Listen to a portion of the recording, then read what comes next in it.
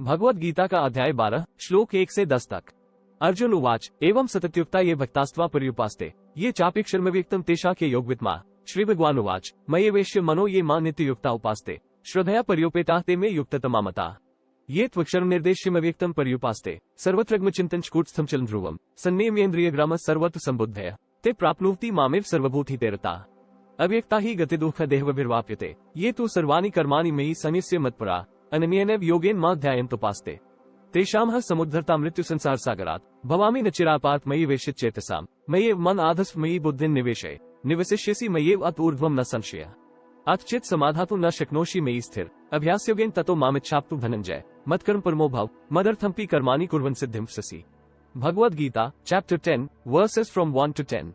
Arjuna said, the devotees exclusively and constantly devoted to you in the manner stated just earlier, adore you as possessed of form and attributes, and those who adore as the supreme reality only the indestructible and manifest Brahma, who is truth, knowledge and bliss solidified, of these two types of worshippers who are the best knowers of yoga?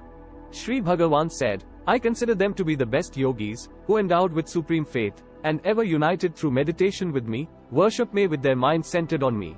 Those, however, who fully controlling all their senses and even-minded towards all, and devoted to the welfare of all beings, constantly adore as their very self the unthinkable, omnipresent, indestructible, indefinable, eternal, immovable, unmanifest and changeless Brahma, they too come to me.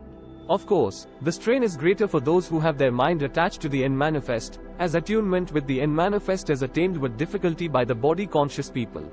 On the other hand, those depending exclusively on me, and surrendering all actions to me, worship me, God with attributes, constantly meditating on me with single-minded devotion, them, Arjuna, I speedily deliver from the ocean of birth and death, their mind being fixed on me.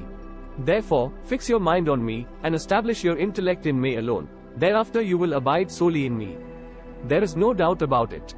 If you cannot steadily fix the mind on me, Arjuna, then seek to attain me through the yoga of practice.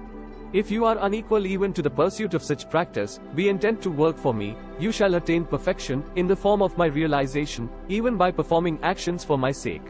Arjun बोले जो अनन्य प्रेमी भक्तजन हमेशा हर प्रकार से निरंतर आपके भजन और ध्यान में लगे रहकर आप परम परमेश्वर को भजते हैं और दूसरे जो केवल अविनाशी सच्चिदानंद निराकार ब्रह्म को ही सच्ची भाव से भजते हैं, उन दोनों प्रकार के भक्तजनों में सबसे बड़ा भक्त कौन है? भगवान श्री कृष्ण बोले मुझ में मन को एकाग्र करके निरंतर मेरे भजन और ध्यान में लगे हुए जो भक्तजन अतिशय श्रेष्ठ श्रद्धा से युक्त होकर मुझसे गुणरूप परमेश्वर को भजते हैं, वे योगियों में अति उत्तम योगी में उनको मानता हूँ। परंतु जो पुरुष इंद्रियों को भली भांति प्रकार से वश में करके मन बुद्धि से परे, सर्वव्यापी, अकथनीय स्वरूप और सदा एक रस रहने वाले, नित्य, अचल, निराकार, अविनाशी, सच्चिदानंद ब्रह्म को निरंतर एक ही भाव से ध्यान करते हुए भजते हैं, वे संपूर्ण भूतों के हित में रत और सब में समान भाव वाले योगी मुझको ही प्राप्त होते हैं। उन सच्चिदानंद निराकार ब्रह्म में आसक्त चित्त वाले पुरुषों के साधन में परिश्रम विशेष है, क्योंकि देहाभिमानियों के द्वारा अव्यक्त विषय गति दुख पूर्वक ही प्राप्त की जाती है। परंतु जो मेरे परायण रहने वाले भक्तजन संपूर्ण कर्मों को मुझ में अर्पण करके मुझसे गुणरूप परमेश्वर को ही अनन्य भक्ति योग से निरंतर चिंतन करते हुए भजते हैं। हे अर्जुन, उन मुझ में चित्त लगाने वाले प्रेमी भक्तों का मैं शीघ्र ही मृत्यु रूप संसार समुद्र से उद्धार करने वाला होता हूँ। मुझ में मन को लगा और मुझ में ही बुद्धि को लगा, इसके उपरांत तू मुझ में ही निवास करेगा, इसमें कुछ भी संशय नहीं है।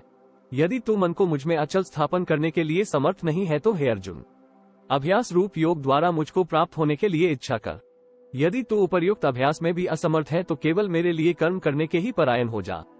इस प्रकार मेरे निमित्त कर्मों को करता हुआ भी मेरी प्राप्ति रूप सिद्धि को ही प्राप्त होगा। इससे आगे के श्लोक अगले भाग में। अगर वीडियो अच्छी लगी तो कमेंट में लिखना जय Shri Krishna. Thanks for watching, like share and subscribe.